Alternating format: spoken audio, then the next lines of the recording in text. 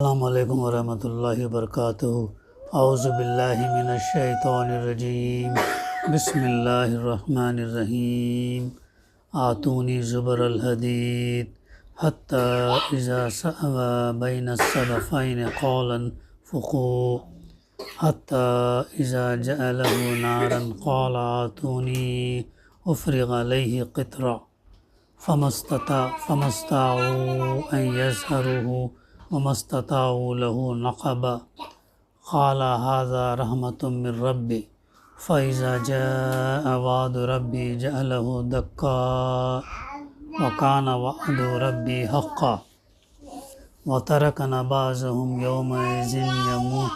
يومئذ يموج في بعض ونفخ في الصور فجمعناهم جمعا وأرزنا جهنم يومئذ للكافرين أرزا الذين كانت أعينهم في غطاء عن ذكري وكانوا لا يستطيعون سمعا صدق الله العلي العظيم رب اشرح لي صدري ويسر لي أمري واحلل عقدة من لساني يفقهوا قولي رب زدني علما۔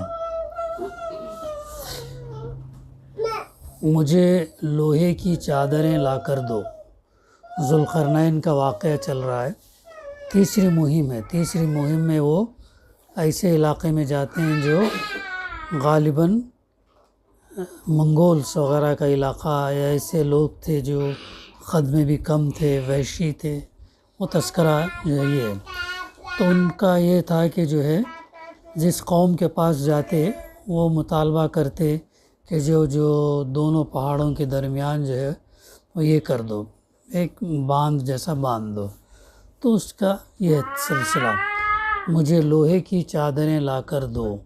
آخر جب دونوں پہاڑوں کے درمیانی قلعہ کو اس نے پاٹ دیا تو لوگوں سے کہا کہ اب آگ دہکاؤ، حتیٰ کہ جب یہ آہنی دیوار بالکل آگ کی طرح سرخ ہو گئی تو اس نے کہا لاؤ، اب میں اس پر پگھلا ہوا تانبا اونڈے لوں گا۔ یعنی یہ بند ایسا تھا کہ یاجوج اور ماجوج اس پر چڑھ کر بھی نہیں آ سکتے تھے، اور اس میں نقب لگانا ان کے لیے اور بھی مشکل تھا۔ ذوالقرنین نے کہا، یہ کام ہونے کے بعد جب دو پہاڑوں کے درمیان کے خلا جو تھا اس کو باندھ بنا کر لوہے کے اوپر تانبا اڈلنے کے بعد ذوالقرنین نے کہا یہ میرے رب کی رحمت ہے۔ اس نے اپنے اوپر کچھ نہیں لیا بلکہ کہا کہ یہ اللہ کا فضل ہے، یہ میرے رب کی رحمت ہے، مگر جب میرے رب کے وعدے کا وقت آئے گا تو وہ اس کو پیوند خاک کر دے گا۔ یعنی ہے تو یہ دیوار بہت مضبوط، یہ باندھ تو بہت ہے مضبوط، چونکہ لوہے کے اوپر تانبا ڈال کر اس کو جو ہے دیوار کے اندر جو دراڑ تھی یا راستہ تھا اس کو پاٹ دیا گیا تھا، اور لوہے اور تانبے سے اس کو پاٹ دیا گیا تھا۔ تو مگر جب میرے رب کے وعدے کا وقت آئے گا، یعنی قیامت کا جو آئے گا، تو اس کو یا جو بھی وقت ہے اس سے پہلے بھی، یا جب اللہ چاہے گا تو اس کو پیوند خاک کر دے گا۔ اور میرے رب کا وعدہ برحق ہے، میرے اللہ کا وعدہ سچا ہے، برحق ہے۔ اور اس روز ہم لوگوں کو چھوڑ دیں گے، سمندر کی موجوں کی طرح ایک دوسرے سے گتم گتیاں ہوں گے اور سور پھونکا جائے گا۔ ذوالقرنین کا واقعہ ختم ہونے کے بعد اللہ تعالیٰ قیامت کے منظر کا تذکرہ کر رہا۔ اس روز جو ہے ہم لوگوں کو کیا کر دیں گے؟ چھوڑ دیں گے، سمندر کی موجوں کی طرح ایک دوسرے سے وہ گتم گتھا ہوں گے اور سور پھونکا جائے گا، اور ہم سب انسانوں کو ایک ساتھ جمع کریں گے، تمام انسانوں کو، بنی آدم سے لے کر آخری انسان جو بھی دنیا میں پیدا ہوگا، ان تمام انسانوں کو اللہ سبحانہ و تعالیٰ جمع کرے گا۔ اور وہ دن ہوگا جب ہم جہنم کو کافروں کے سامنے لائیں گے، انکار کرنے والے، حق کو چھپانے والے، جھٹلانے والے کافروں کے سامنے اللہ تعالیٰ جہنم کو لائیں گے، ان کافروں کے سامنے جو میری نصیحت کی طرف سے اندھے بنے ہوئے تھے اور کچھ سننے کے لیے تیار ہی نہ تھے۔ سورہ الکہف کی تفسیر کا سلسلہ الحمدللہ جاری ہے۔ ابھی آیت نمبر 96 سے آیت نمبر 101 تک کی تلاوت جو ہے ابھی ہم نے اور اس کی ترجمانی سماعت کی۔ تو یہ ذوالقرنین کا واقعہ چل رہا ہے۔ 2 مہموں کا تذکرہ ہمارے مطالعے میں گزشتہ آ گیا، بلکہ تیسری مہم کا بھی تھوڑا سا تذکرہ گزشتہ ہمارے مطالعے میں آیا کہ جب وہ 2 پہاڑوں کے درمیان پہنچا تو اسے وہاں پر ایک قوم ملی جو مشکل ہی سے اس کی بات سمجھتی تھی۔ یعنی اس کا مطلب یہ بھی ہے کہ ذوالقرنین ایسی قوم کے پاس گیا جو بات نہیں سمجھتی تھی۔ بہرحال اشاروں میں یا کیسے اللہ تعالیٰ نے انتظام کیا ہم نہیں جانتے۔ تو ان لوگوں نے کہا کہ اے ذوالقرنین، یاجوج اور ماجوج اس سرزمین میں کیا کرتے ہیں؟ فساد پھیلاتے ہیں، اس سرزمین میں فساد پھیلاتے ہیں۔ تو کیا ہم تجھے کوئی ٹیکس اس کام کے لیے دیں، کوئی معاوضہ دیں اس کام کے لیے کہ تو ہمارے اور ان کے درمیان ایک بند تعمیر کر دے؟ اس نے کہا، ذوالقرنین نے کہا، جو کچھ میرے رب نے مجھے دے رکھا وہ بہت ہے، مجھے تمہاری طرف سے کوئی معاوضہ، کوئی ٹیکس یا کچھ نہیں چاہیے، کیونکہ جو کچھ میرے رب نے مجھے دے رکھا وہ بہت ہے۔ تم بس محنت سے میری مدد کرو، میں تمہارے اور ان کے درمیان بند بنائے دیتا ہوں۔ یہاں تک ہمارا مطالعہ ہوا تھا۔ اس کے آگے کی آیتیں جو ہے ابھی ہم نے سماعت کی۔ اب یہ جو ہے ذوالقرنین کی جیسے 3 مہم، مورخین نے اس مہم کا کوئی ذکر نہیں کیا، لیکن وہ اتنا بتاتے ہیں کہ بابل کی فتح کے بعد وہ شمال مشرق کی سمت میں ایک سفر پر روانہ ہوا۔ یہ تدبر قرآن میں ہے، اس تفسیر میں تدبر میں جو ہے اس کا تذکرہ ہم کو ملتا ہے۔ غالباً اس کی منزل کیا ہے؟ کیسپین سی، بحر قزر کے مشرق ایسٹ میں ترکستان کی جانب تھی۔ اسی سفر کے دوران وہ کسی کھڈ میں گر کر ہلاک ہو گیا۔ معلوم ہوتا ہے کہ اس مہم کے دوران اس سد کی تعمیر کا وہ واقعہ پیش آیا جس کا قرآن نے یہاں تذکرہ کیا۔ یہ سد جیسا کہ قرآن سے واضح ہے یاجوج اور ماجوج کے حملوں کو روکنے کے لیے تعمیر کیا گیا تھا۔ یاجوج ماجوج سے مراد نوح علیہ السلام کے بیٹے یافس کی وہ اولاد ہے جو ایشیا کے شمالی علاقوں میں آباد ہوئی۔ حزقیل فرماتے ہیں، اور خداوند کا کلام مجھ پر نازل ہوا کہ اے آدم زاد، جوج کی طرف جو ماجوج کی سرزمین کا ہے اور روش مسک اور توبیل کا فرما رواں ہے، متوجہ ہو اور اس کے خلاف نبوت کر اور کہہ، خداوند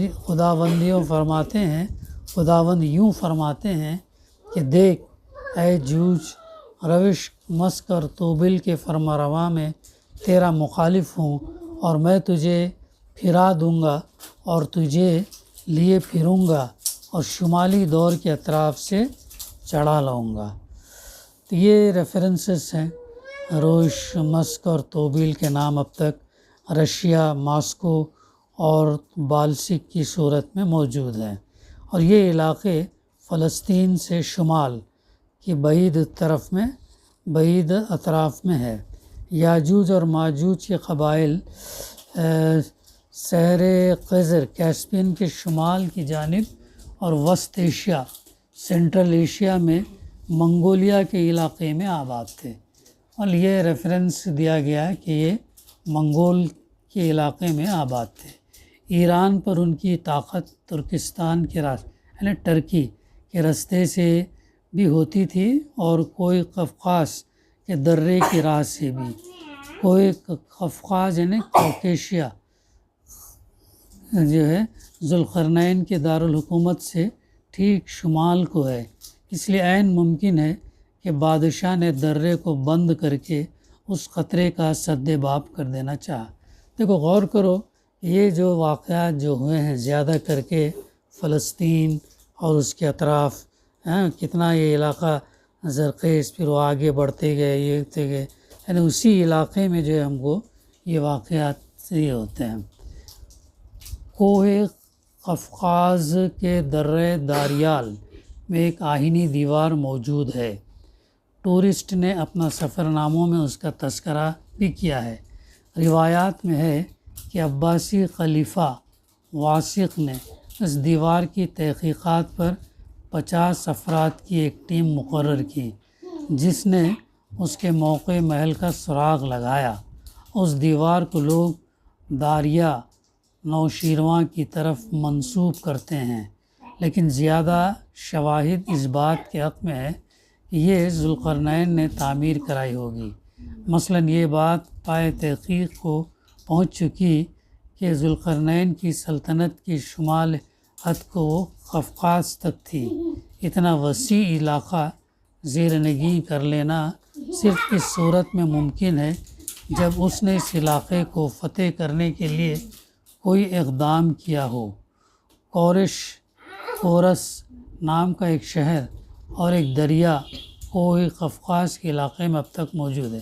یعنی یہ تاریخی مناظر ہیں، ذوالقرنین کے علاقے، اور پھر جو فتوحات، اور پھر جو دیوار جو بنانا، اور پھر وہ یعنی تاریخی ہسٹوریکل پرسپیکٹیو یہاں پر اس علاقے کا بتایا جا رہا ہے۔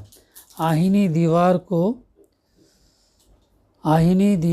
کو گورا کا نام دیا جاتا ہے، جو کورسی کی بگڑی ہوئی شکل معلوم ہوتی ہے۔ یہ دیوار دھات سے 2 پہاڑوں کے درمیان بنی ہوئی ہے، اور اس کے نچلے حصے میں برسات کے پانی کے نکلنے کے لیے کچھ جگہ چھوڑ دی گئی ہے۔ لا یکادون یفقہون قولا سے یہ معلوم ہوتا کہ دوسری قوموں سے بھی ان لوگوں کا کوئی میل جول نہیں تھا، اپنے علاقے کے اندر محدود اور دوسروں سے بالکل بے تعلق زندگی رکھنے والے تھے۔ یہ دوسروں کی زبان مشکل ہی سے سمجھ پاتے تھے۔ کون سا علاقہ؟ یہ جو تیسری مہم ذوالقرنین جو گئے اس مہم کا، جہاں پر وہ بات کو سمجھ نہیں پاتے تھے، لیکن اس کے باوجود جو مقصد تھا، جو اصل بات تھی، وہ سمجھ گئے۔ وہ لوگوں نے بات پہنچا دی، ذوالقرنین نے بات کو سمجھا، پھر دیوار کی تعمیر کا کام ہوا۔ پھر آگے ما مکنی فی ربی خیر فاعینونی بقوہ، قوت سے مراد یہاں پر مین پاور لیا ہے۔ مطلب یہ ہے کہ رعایا نے دیوار کی تعمیر کے لیے مصارف کی فراہمی کی، جو پیشکش کا وہ عذرا فیاضی ذوالقرنین نے قبول نہیں کی۔ جو معاوضہ، جو پیشکش وہ لوگوں نے کیا، لیکن ذوالقرنین نے نہیں کیا، کیونکہ وہ کیا تھا؟ عادل بادشاہ تھا، اللہ کا فرما بردار تھا، ظالم نہیں تھا، اور اللہ نے اس کو بہت کچھ نوازا تھا۔ تو اس نے کہا جب اللہ نے مجھے اتنی رحمت دی ہے اور اتنا نوازا ہے، تمہارے معاوضے کی مجھے کوئی ضرورت نہیں ہے۔ آج کے دور میں، اس پرانے دور میں بھی ہم دیکھتے ہیں کہ بادشاہ لوگ کیا کرتے ہیں؟ فتوحات کیوں کرتے ہیں؟ اپنی ریاست کو بڑھانا یا مال دولت کو لوٹنا، ظلم زیادتی کرنا، یہ تھا۔ لیکن ذوالقرنین ایسا بادشاہ نہیں تھا، عادل، منصف اور جو حق پرست تھا، اور اس نے جو ہے وہ معاوضہ قبول نہیں کیا۔ فرمایا جہاں تک مال کا تعلق ہے، وہ جتنا کچھ میرے رب نے میرے تصرف میں دے رکھا وہ بہتر ہے۔ اللہ نے جو مجھے دیا ہے وہ بہتر ہے۔ اس بہتر کے لفظ میں یہ بات بھی مضمر ہے، وہ کافی ہے، اور یہ بات بھی اس میں ہے کہ یہ مال ظلم و تعدی اور لوٹ مار کی ہر آلائش سے بالکل پاک تھا۔ دیکھو کیسا اس نے مال جمع کیا۔ اس کا مال جو ہے نہ لوٹ مار پر تھا، اور جو ہے نہ ظلم زیادتی سے حاصل کیا تھا، بلکہ انصاف سے جو ہے اس نے حاصل کیا تھا۔ البتہ لیبر یعنی محنت مزدوری، مین پاور جو ہے تم فراہم کرو، میں تمہارے اور یہ مفسدین یاجوج اور ماجوج کے درمیان ایک دیوار کھڑی کیے دیتا ہوں۔ آتونی زبر الحدید اس ساوا بین الصدفین، یہ اس کی بھی بات ہمارے سامنے جو ہے آ چکی. پھر ھذا رحمۃ من ربی فاذا جاء وعد ربی جعلہ دکا وکان وعد ربی حقا. دکا اصل میں